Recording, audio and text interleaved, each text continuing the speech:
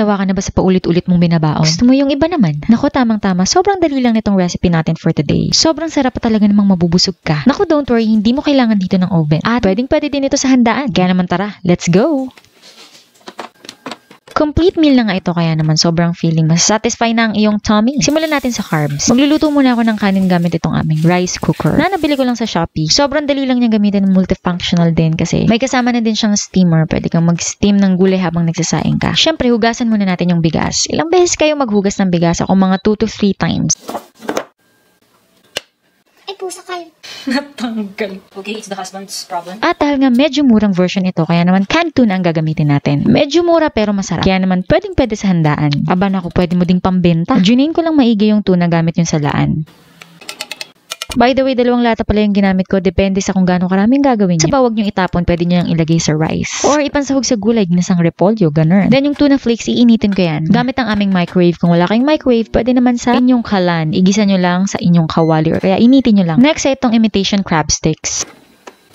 Kung talagang gusto nyo na super budget-friendly, pwedeng canned tuna na lang. Actually, marami naman talagang pwedeng ilagay. Along the way, magsasuggest tayo ng mga pwede nyo pang gamitin, alternative and substitute, or kung ano yung mga optional. Kayong bahala kung anong gusto nyong brand. Ito yung gamit ko ngayon. Hindi to sponsored, Ichiban, Bekenemen. Paramdam ka naman. O diba, complete meal talaga. Meron pa tayong vegetable and fruit. Kinwarter ko lang yung cucumber and then alisin ko yung nasa gitna. Tapos babalikan natin yan mamaya. Slice ko lang muna tong mangoes. Ayan, para malinis yung pagkakakuha natin. Sa mangga, gagamitan natin yan ng baso. Hiwain ko lang siya ng maliliit, hindi ko na napantay-pantay, pero mas maganda, mas liitan nyo pa.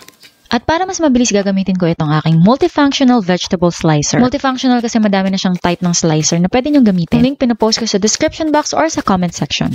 Pantay-pantay pa yung nipis ng pagkakaslice dun sa aking cucumber. O diba ang dali lang niyang gamitin. Pagkatapos, sa isang bowl, paghalo-haloin ko lang yung canned tuna, imitation crab sticks and cucumber. Maglalagay lang ako ng konting mangoes kasi yung iba, ipang tatoppings ko mamaya para mas magandang tingnan. At mayonnaise. Pwede kayong gumamit ng kahit na anong mayonnaise pero Japanese mayo yung gagamitin ko kasi mas malasa siya. Maglalagay lang ako ng pampalasa, asin at paminta. At ito optional kung gusto nyong medyo may kick ng spice pero hindi naman maanghang dahil wasabi naman ito. Hindi siya yung maanghang na talagang nagtatagal dun sa dila. Haluin lamang mabuti at ayan, meron ka ng salad. Charot. Tinikman ko guys, napakasarap niya.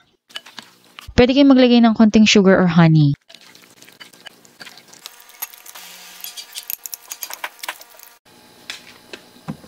Tumunog na nga yung aking rice cooker, so luto na yung aking kanin, kaya naman isisiso na natin yung ating rice. Pwede kayong gumamit ng mirin or ng rice wine, pero ito brown rice vinegar ang gagamitin ko. Kung wala, pwedeng kung ano yung gamit yung vinegar dyan sa bag. Tansya-tansya lang, i-adjust nyo na lang at i-ayon sa inyong panlasa. Sesame oil na konti na lang yung nalagay ko kasi nilanggam na. Salt and pepper. Kung meron kayong furikake, pwede kayong maglagay. Ako nakalimutan ko, kaya dun sa pang last batch ko na lang ginamit at pang topping. Hinalo ko lang maigi yung rice para pagsubo natin hindi yung buo-buong asin ang makakain natin. Importante, masarap din yung pagkakatimpla nyo sa inyong kanin, well seasoned. Ito para sa pang last layer, maglalagay tayo ng cheese. Yung cheese na gagamitin nyo, depende kung anong trip nyo at kung anong kaya ng budget. Paghahaloin ko itong mozzarella at quick melt cheese.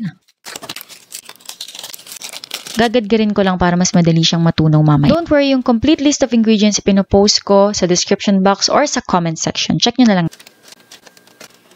Ayan, ready na tayo mag-assemble. Meron tayong 3 layers. Yung ating rice, yung ating tuna mayo mix, nilagyan din natin ng crab stick, at yung ating cheese. Ito pala yung pan na paglalagyan. Pwede siya sa oven, pwede siya sa kawali, hindi lang siya pwede sa microwave. Tamang-tama kung gusto niyo pang penta, pang handaan, okay din siyang panglagyan. Meron din siyang takip. Mas mababaw to kumpara dun sa mga loaf pan or sa pinagbe-bakean natin ng banana bread. Pwede din naman sa kahit anong baking dish nyo, basta yung pwedeng makastand ng heat kasi mamaya painitin natin yan sa kawali. First layer natin ay yung rice, yung ating seasoned rice. Spread lang natin maigi dito sa pan. Second layer natin ay yung ating tuna mayo mix. At yung next layer ay yung cheese. Ito yung ating pang fourth layer. Meron pa palang fourth layer. No? Optional to. Pwede kayong maglagay ng mga pambudbud tsaka yung mga toppings na mango and cucumber na hiniwa-hiwa natin kanina. Pero, pang dulo pa yon pag natunaw na yung cheese. Mamaya makikita nyo. Ito yung furikake, guys. Basically, mixture siya ng nori, toasted sesame seeds, salt, sugar. So, pwede siyang i-DIY kung meron kayo dyang nori sheets. Kung gusto nyo lang naman may pang toppings or pang budbud. Marami itong flavor at nabibili siya sa mga suking grocery stores. Ito, ang sarap niya ipang budbud sa kanin. Yun na yung ulam mo. Tapos, ayun na.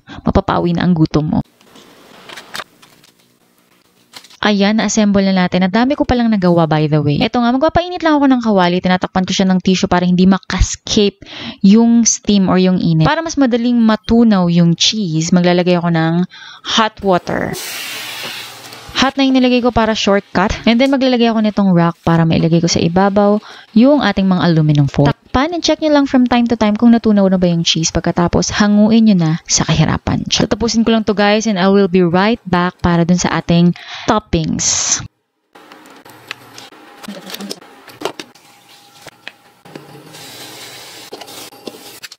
Ito pala yung Japanese mayo. Reduced fat yung binibili ko. Ita-transfer ko lang siya dito sa nabili kong lalagyan para mas maganda kapag drizzle natin mamaya on top. Maglalagay lang ako nung tinatirang mangoes kanina at yung cucumber para mas maganda siyang tingnan. Pagkatapos, ito na yung Japanese mayo, ilalagay lang natin sa ibabaw. O diba ang ganda niyang tingnan. Itong mango optional to pero gusto kong maglagay kasi gusto ko yung may manamis-namis ng may konting asim dito sa aking sushi bake. At the same time para colorful. Kung gusto nyong may yellow pero wala kayong mango, pwede kayong maglagay ng corn.